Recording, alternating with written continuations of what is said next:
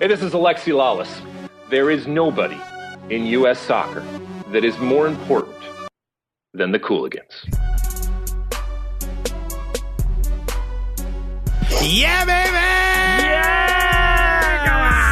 Absolutely thrilled. Nice, fun, special episode. Right? This is going to be cool because this is also our first Skype interview. Wow. Our first Skype video where we can actually see the person. What an honor for this person. for us to be able to see him as the interviewer, but he cannot see us. We're gracing you with our own eyes. So I was super, super thrilled. So thank you so much for listening. But so coming up this next week will be the Kicking and Screening Festival. That's right. That we always attend. We always have an absolute blast. We're always a part of somehow. We get in there. Exactly. Yeah. Whether they want us there or not. That's right. We show up like, yo, we here now. Where's the green room?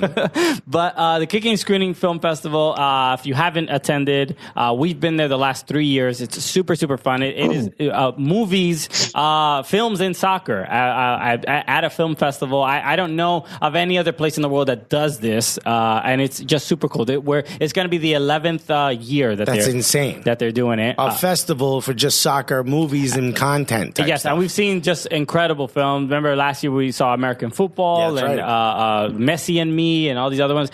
They do amazing. Yet work. no one's asked us to be in a movie yet. Well, what? I mean, this guy's been the HQ host. How could you? The resume is clearly there. I mean, done.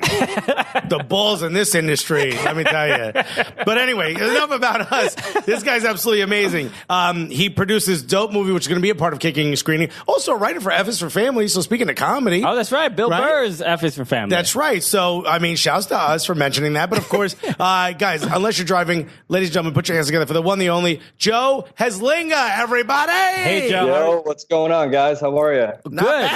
Thank you so much for joining us, man. This is it's an honor. It's nice to be able to see the guest and we can actually see how we're making you feel. Because usually when we talk to people, I can't see you guys though. Exactly. I'm just staring at a blue wall right now. That's right. Well, if you were looking at us, you would be too enthralled.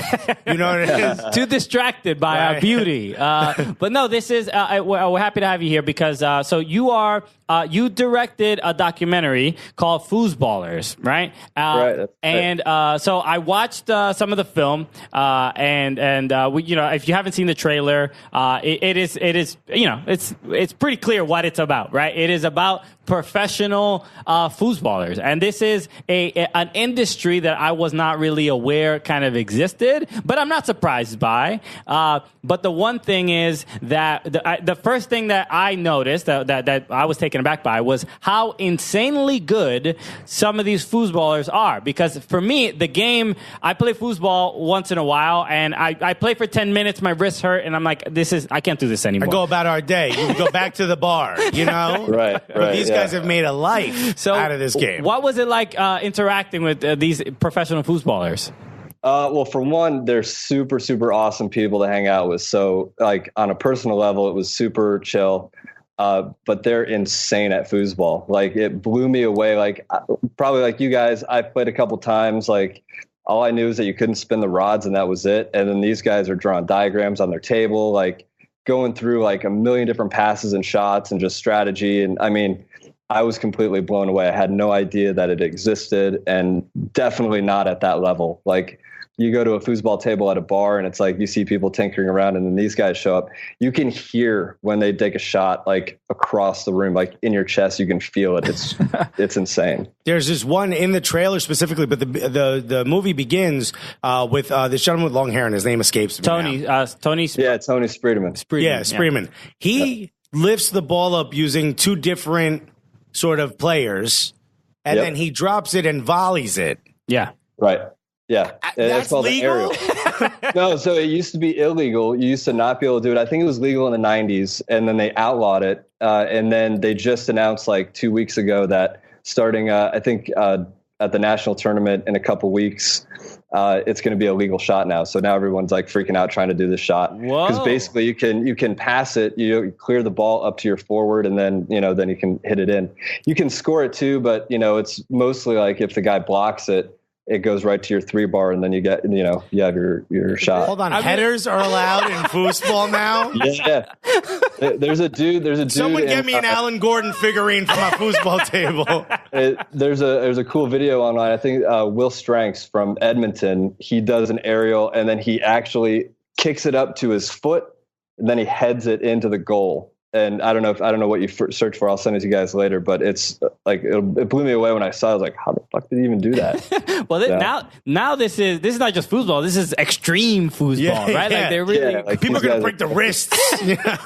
Yeah. One of my favorite things you said, outlaw. That was outlawed, and I was gonna make fun of that. But after your explanation, that's an appropriate term. I mean, it's funny. Like going into this, I had no idea that foosball was played at this level. Didn't know that they had professional tournaments. It dates all the way back to the 70s. And you talk to a lot of the old players in the 70s, and they all shoot what's called a pull shot.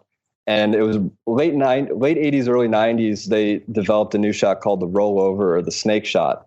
And when you do it, it almost looks like a spin, and you're not allowed to spin the rods. And a lot of the old school players think that the rollover is a spin shot. And the technical rule is you're not allowed to spin the rod 360 degrees.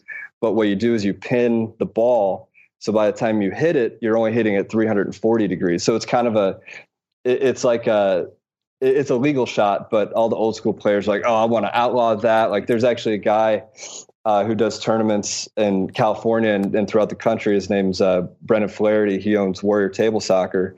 And at his tournaments, they've outlawed the rollover. So it's no joke, man. These guys are serious. They're bringing out compasses and stuff. They're like, we're going to figure out angles here.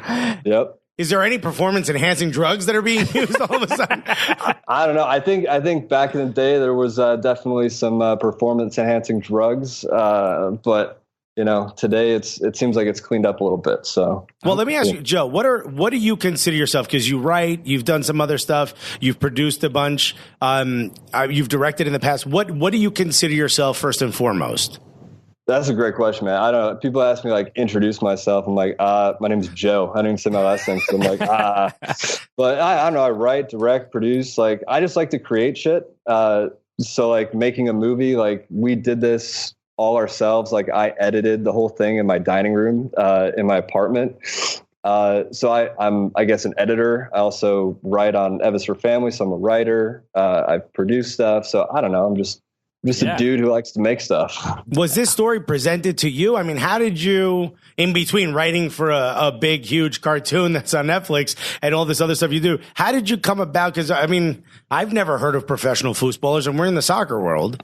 Totally. So me and my buddy, Mike Wagstaff, we have written together for years. We were talking about, like, ideas for TV shows.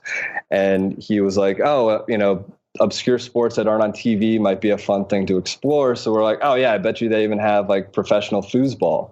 So it started as, like, me just searching professional foosball, and all of a sudden, like, all these videos came up, hundreds of thousands of views, and we're like, dude, what? Like, this exists? And then it literally turned into, like, 6 hours later in the middle of the night, 3 a.m., I'm, like, still researching this stuff. They have, like, a World Table Soccer Almanac that's, like, 600 pages that, like, okay, this is, like, they have a 600-page book about table soccer. Like, this is crazy.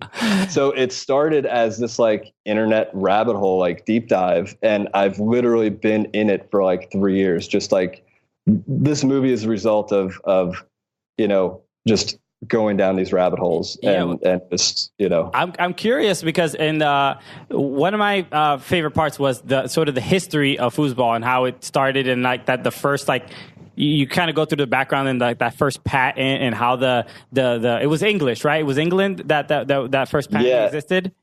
Yeah, the first patent for that, but it's kind of murky, like, the whole history of it.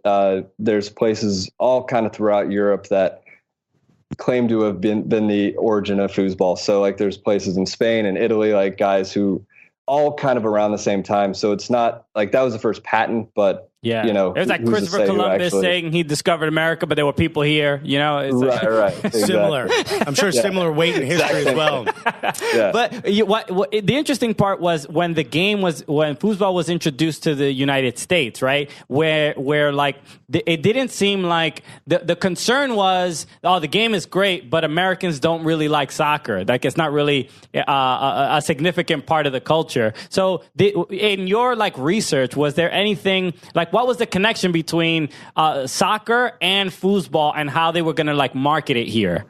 So I think here, like, yeah, you're right. Soccer's not as big here. It's much bigger in Europe and overseas. But here it was always a coin operated sport in bars and game rooms. And it became like this culture. You would find it a lot in like frats, you know, in their basements or bars and stuff. So like there was always a connection to soccer, but here in the States, it wasn't like soccer nuts were going to go play foosball because it was, you know, a game they loved. They liked it because of you know, that sort of, you know, hippie culture in the 60s and 70s that just bred for a new type of game that was fun.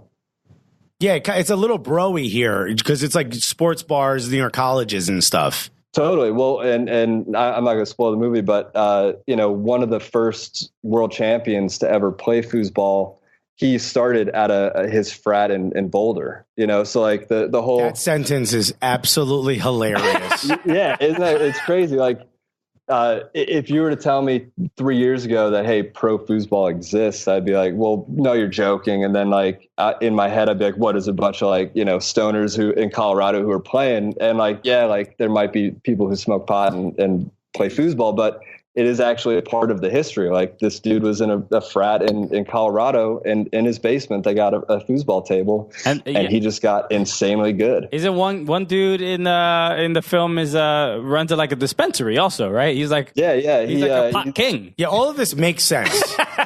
but the thing is like he, you know, yeah, he grows marijuana and has a dispensary, but he's insanely talented at what he does. Like he doesn't just like grow pot, like he grows the best pot in the world. Sure. he's next level.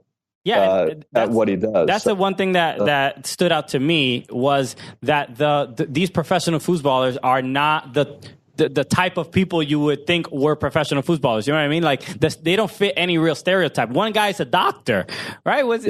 He's a damn doctor, and his whole family. Chief of anesthesia, and he doesn't smoke, drink, you know, none of that. He plays foosball. He's like one of the most like hyper energetic, fun loving guys you'll ever meet. And he's like, he told me, he's like, I sleep maybe like 4 or 5 hours a day. I'm always afraid I'm going to miss out on something. Like it was just the level of success that the guy has. He's just, foosball players are all like wired differently, like than I think the rest of the population. Like they're just in tune with just not just their own competition, but like just succeeding at whatever they put their mind to. Yeah, I would say even the level of intricacy and detail in the game, where again, when I play foosball, I'm like literally just trying to get it just a little close to the goal. Like, don't let my wife beat me in this game. That's my mentality. Is it? But I do, like you were saying, that they diagram the on the actual table,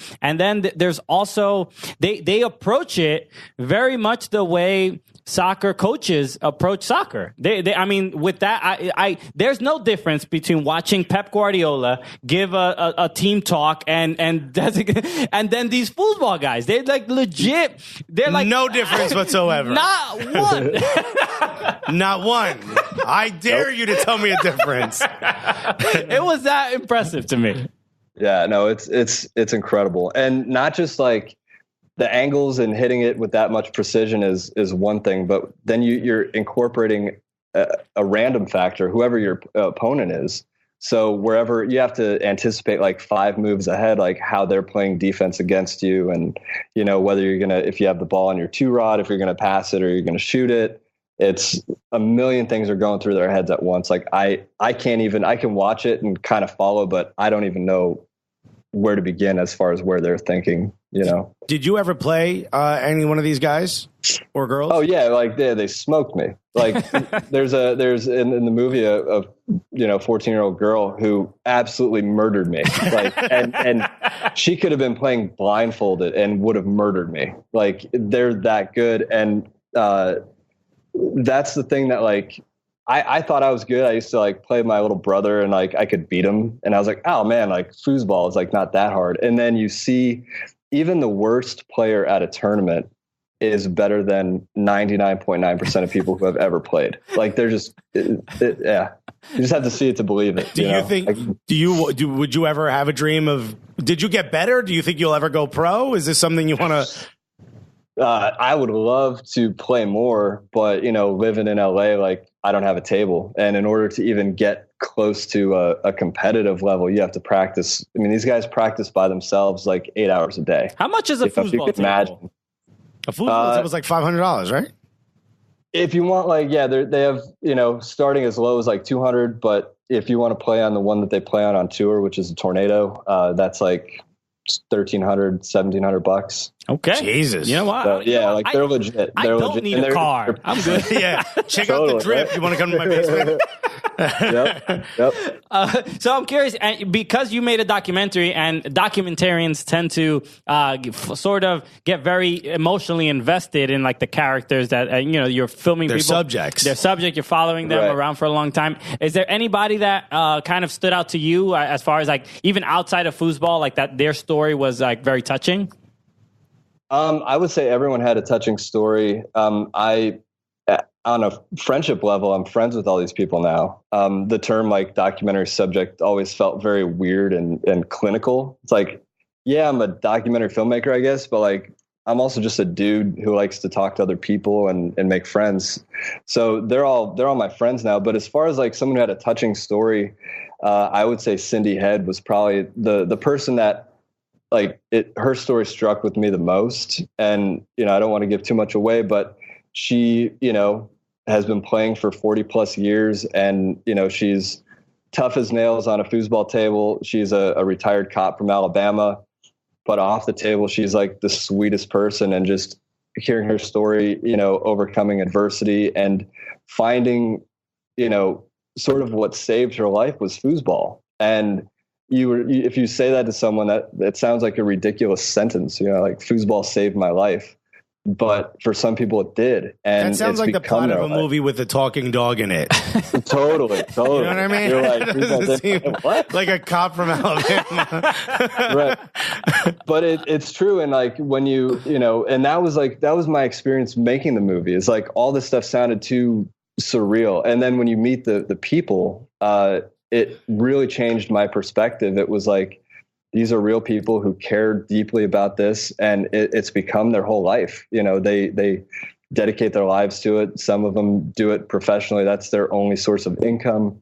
Others play it on a professional level, but they have jobs to support themselves. They have families. So it's not just a hobby. It literally is a way of life. Yeah, and also in the film, there's a comedian in there, Kelsey Cook, who we know. I did a show with her when she was in New York a couple, maybe like last year sometime. Which she has a show on All Things Comedy, which is owned by Bill Burr, and you write for F is for Family. So there's a nice little. Right. It's all connected. Right? All Carol. And the funny thing is, her mom. The way I even met Kelsey was her mom wrote the World Table Soccer Almanac. So when I was like, up in the middle of the night researching all this foosball stuff, I came across the book, and it was written by Kathy Brainard, and I started talking to her and emailing, and she's like, oh, my daughter Kelsey is a comic in LA. And, and she's also like an insanely good foosball player and could kick all of our asses, in a second. I mean, you saw it in her videos. She's just really good. And the fact that this is why it's amazing that there seems to be so many connections between, even foosball, soccer, comedy. The one thing we always deal with is we're two comedians who talk about soccer. All of our comedy peers make fun of us for what we've invested our lives in, right? Yeah. Right. But why are you talking about soccer? But when you said I'm going to make a foosball documentary, what did the F is for Family writers room say? They were stoked, man. They're like, oh, that sounds. They all laughed. Like when I tell anybody I'm making a movie about professional foosball, they think it's hilarious. They're like, oh, that's. But that's funny. also because weed is legal in California. That's a big yeah. But then they saw the trailer that we did. We did a Kickstarter trailer like when we first tried to raise money, and they're like, they saw like, well, this is pretty dope, So they were always supportive. But yeah, it's a weird thing. They're like, foosball. Like, I want to give you some credit because just watching part of the movie and watching the trailer, and this probably I think you're too close to it to understand what I'm going to say. You give it this sort of level of prestige and honor. You give it the seriousness. And I'm sure you're like, what are you talking about? It should be. But to us, foosball seems like a kind of a silly thing sometimes. But you go at it the same way you would like someone is finding a lost Picasso, Totally.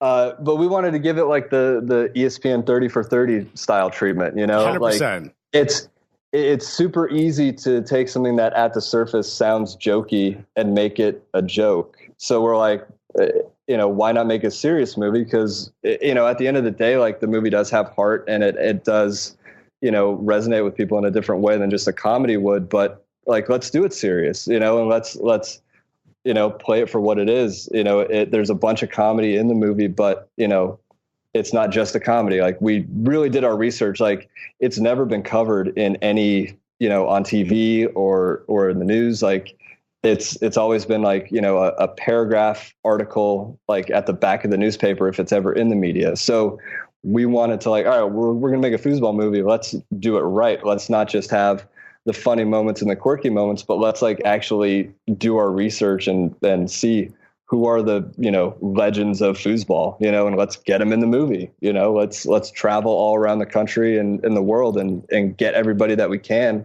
who's, been a world champion in the movie. So that's what we did. Wow. So as American soccer fans, ESPN has failed us more than once, okay? But I would like to stress that this seems pretty dope. This is something that I think could be on ESPN. Meanwhile, ESPN sometimes shows CrossFit competitions, okay? Right. Sometimes they show guys picking up rocks and putting them on taller pieces of wood. And this is what's on ESPN. Thrilling TV. I love it. There's the cornhole, cup stacking, like all that stuff is on TV. And I was actually surprised that nobody had like tried to do something more with foosball because it's like it's way more advanced than cornhole.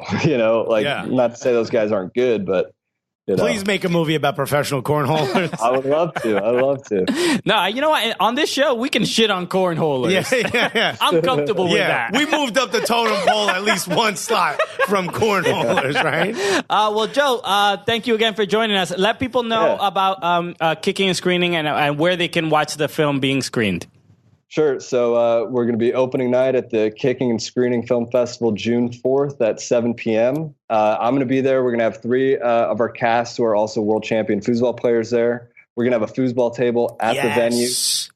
So come early. We're going to get there about 6 o'clock. They're going to be doing foosball demos, meet and greets. Like Tony, who's in the movie, who's one of the best. He's in our teaser trailer. He'll play people with one hand and just completely destroy them. He'll be there, taking on challengers if you want to play him one-handed. Do you think us two? I think if us two played him with one hand, I think we'd beat him. Not a chance. You think the both of us? Both of us versus one guy. 4-point lead. And probably blindfolded, and he could probably school everybody. Whoa, Yo, we need to do this. All right, Tony, we're coming after you, Tony. Yeah, Tony. You've been working that one hand a little bit. Okay, cool. Well, so you guys, if you're listening to this or watching, you can go to kickingandscreening.com to get tickets. The event is held all week from June 4th through June 7th at the Scandinavia House. We'll be there maybe a couple of days. I don't know which in particular, but we're going to be there for this. It's always really, really fun. So go to kickingandscreening.com to get tickets. And you can get to meet everybody like in soccer as well. A lot of people come through. You can take photos with your favorite foosballer. You never know. So make sure you do that. Kickingandscreening.com. Joe, thank you so much for joining us on the show, man. It really means a lot. And where can people follow you so they can see your next few projects? Are you on social media? Yeah, at Joe Heslinga, JoeHeslinga. Very cool. All right, Joe. Thank you so much, man. Take care. All right. Thanks, guys. Appreciate it. Wow. Joe was incredible. Joe Heslinga, everybody. People probably thought we were going to make fun of foosball, but if you watch just the trailer, you're like, you're intrigued. Have you listened to the show? We do not mock or make fun of anybody. Not at all. If anything, we revere everybody for how they get to be part of our lives. No, but thank you again, Joe Heslinga. It's awesome to find, again, like these overlaps in comedy and soccer and even foosball and all this stuff. Dude, like it exists out there. We're trying our best to merge all these worlds together. We will wedge these worlds together, whether you like it or not. All right, just a square peg and round hole. We'll make it work. Right. Give me some sandpaper. So thank you again, Joe, for joining us. Absolutely. Again, a reminder, kickingandscreening.com. We'll be there. Get tickets. The films that they screen are just absolutely awesome. We had an absolute blast last year. And it's a fun time every night. Like, can't and it's stress like open anymore. Bar and fun, and it's like, man, chill. It's a good time. All right, Scandinavia House, kickingandscreening.com. Go get tickets. So thank you again for listening. Make sure you leave a review, subscribe, all that fun 5 stuff. stars. Join Gully Squad so we could do more of these extra episodes. Exactly. SoccerCooligans.com/Gully Squad. Help and support the show. So, with that said, my name is Christian Polanco. I'm Alexis Guerrero. And together, what are we? The Cooligans!